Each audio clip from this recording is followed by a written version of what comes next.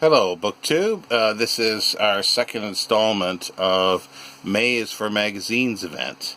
An event started by Faith at Faith&Books, and I'm joining in. And this is the second article. The idea is to read or discuss a magazine article from a magazine or periodical that is prior to the presenter's date of birth. And it can be from a book that is now reprinted in a book, but originally printed in a magazine. I have a lot of periodicals and magazines in bound form like this from the 18th, 19th, and book collections in early 20th century. And yesterday I did an article from Chambers Journal of Popular Literature, Science and Art. I will be doing another one today. This one's from Saturday, September 20th, 1884, and it's issue number 38, volume 1. Chambers Journal started in 1932 in Edinburgh, and then it started with his name, Chambers Edinburgh Journal, by William Chambers. And in 1854, it changed its name to Chambers Journal of Popular Literature and Art, Popular Literature, Science and Art. And then they moved to London at some point. And in 1897, it changed its name again just to simply Chambers Journal. And it finished publishing in 1956. It started out with 16 pages once a week at 1 pence. In 1884, it was still 16 pages once a week at 1.5 pence. Where it ended up, I'm not sure. I don't have that information. But the article I'm reading today is A Word on Women's Work by a lady. Now, it's small print and the light is dark, and I've read through once, but I'm having a lot of difficulty using this magnifying glass for more than a few minutes because it just makes my eyes water and burn, and I had difficulty. So I'm going to try it without using the magnifying glass. So we'll see what we can get to here. So it's a word on women's work by a lady.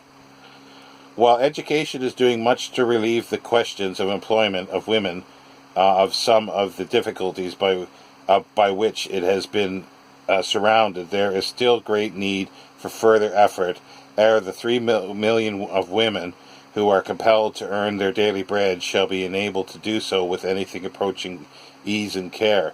Among the newer occupations for the many, few being as yet able to attain the height of the professions, are china and card painting.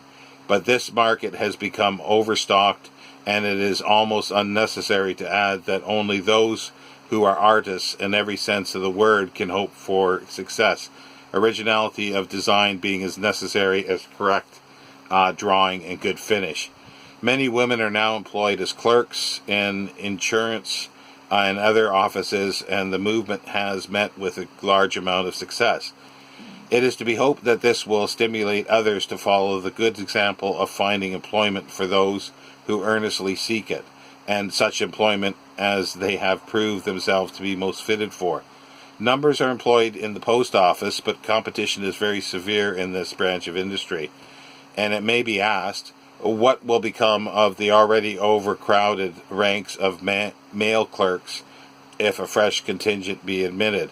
The reply, I think, should be, the man has many fields open to him, the women few.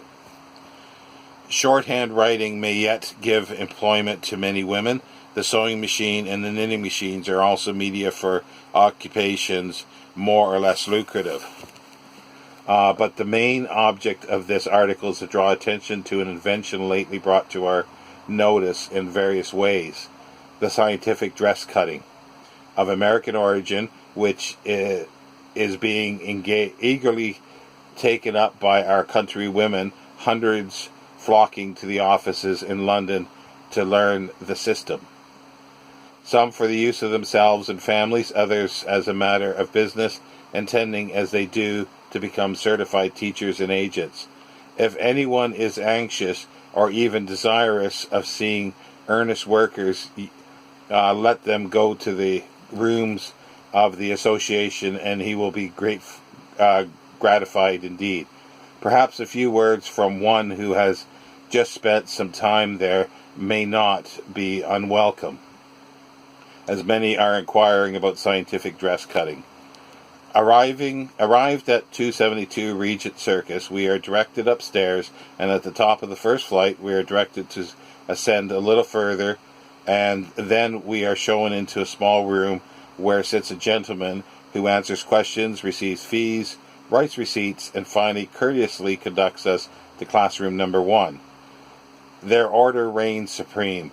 On the walls are the drafts to be copied by the pupils, each and all correctly drawn by mathematical square measurement, the calculations being made upon a chart. We take a seat and are soon lost in the mysteries of arriving at the due proportions of a lady's figure.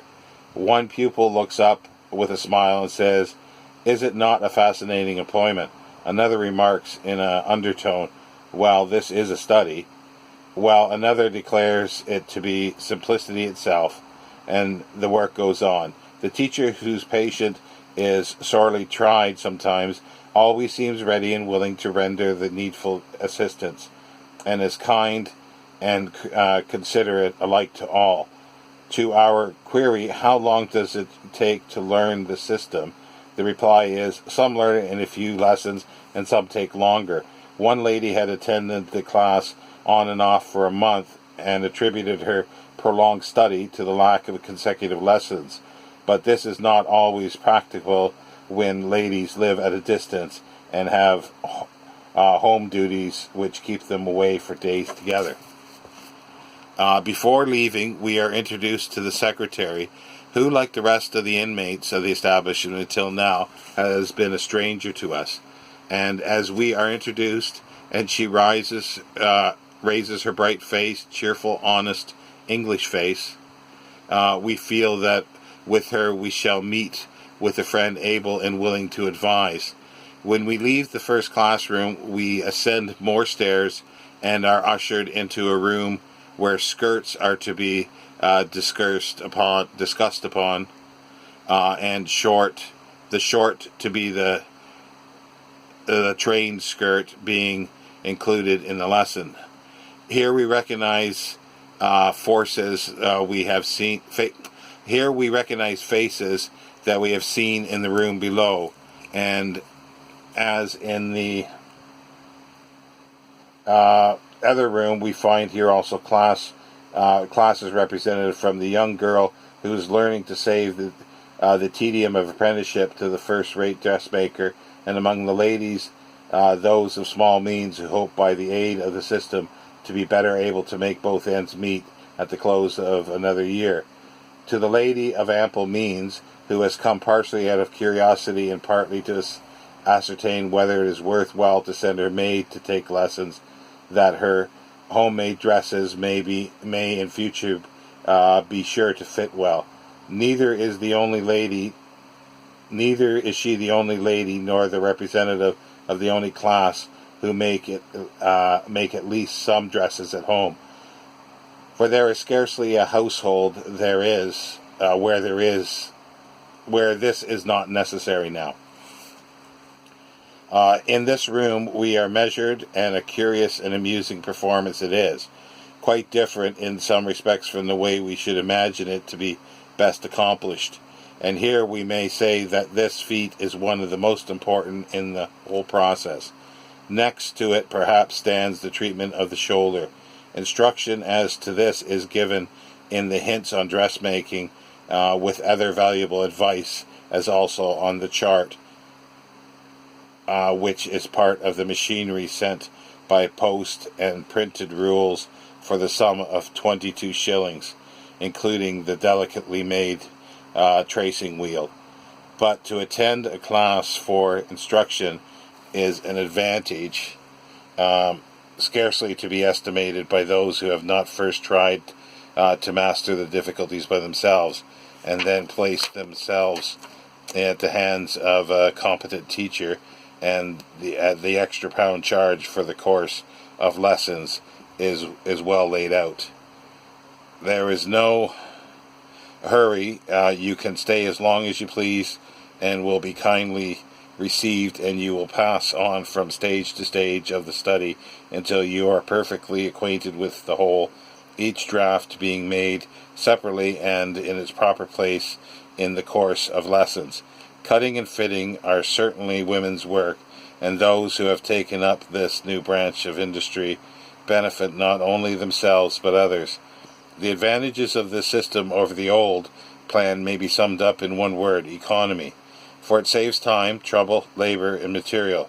Time by its exactitude, trouble by not requiring fitting or trying on, labor in the same way, and by having the turnings cut and the stitching line marked, which serves for a guide for tackling the stitching, and of material by this method, by dividing and cutting it. In this way, the study soon repays anyone for her trouble and outlay, added to which it is an interesting employment, and many who have not yet left the darkness of the old guesswork method will be surprised that they held aloof so long when they see how great an advantage it is to work scientifically instead of by rule of thumb.